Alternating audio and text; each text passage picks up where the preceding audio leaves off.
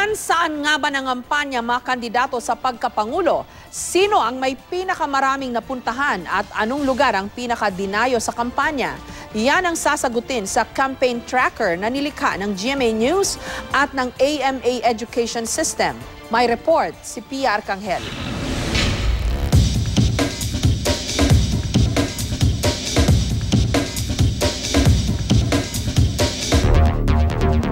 Ngayong papatapos na ang 70 araw na pangangampanya ng mga kandidato, binalikan ng GMA News ang naging takbo ng kampanya ng mga presidential at vice presidential bet at sinilip ang mga lugar na kanilang pinuntahan at ang mga nakaligtaan.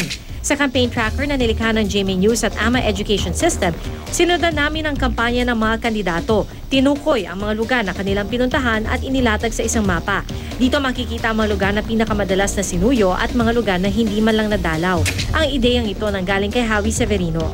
The places that a candidate goes to will reflect that candidate's priorities and political strategy. Kasi kung maiksi lang yung oras mo para mangampanya, de pipiliin mong mabuti kung saan ka pupunta, ilang beses ka pupunta doon. We have that intention na talagang mabigyan ng awareness ang ating mga voters para doon sa isang mas matibay na magiging resulta ng ating eleksyon. As of May 4, si Senator Grace Poe ang may pinakamaraming napuntahan base sa trail map ng campaign tracker. 146 na lugar mula Luzon hanggang Mindanao. Sunod na may pinakamaraming pinuntahan ay si Mar Rojas, 142 lokasyon. Si Davao Mayor Rodrigo Duterte, 128 lugar. Si Vice President Judge Marbina, 116.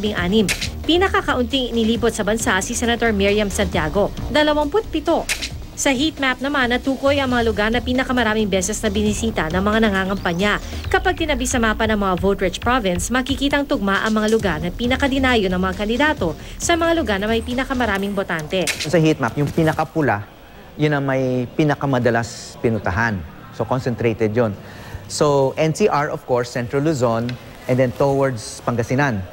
Because, di ba, there's a theory in politics in the Philippines na pag manalo ka sa corridor na yon, mananalo ka sa eleksyon. May locator map rin ng campaign tracker na magpapakita ng lugar na pinagdausan ng mga campaign sortie ng mga kandidato. Mabibigyan ng access ng publiko sa online campaign tracker ng GMA News. At dito, maaari niyong silipin kung sino-sino yung mga kandidatong pumunta sa inyong mga lugar at kung gaano nila ito kadalas ginawa. Hindi natin masasabi na may cause and effect relationship yun. No? Maaring correlation lang yan.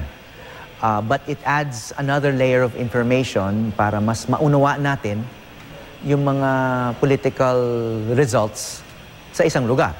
Pia Arcangel, GMA News.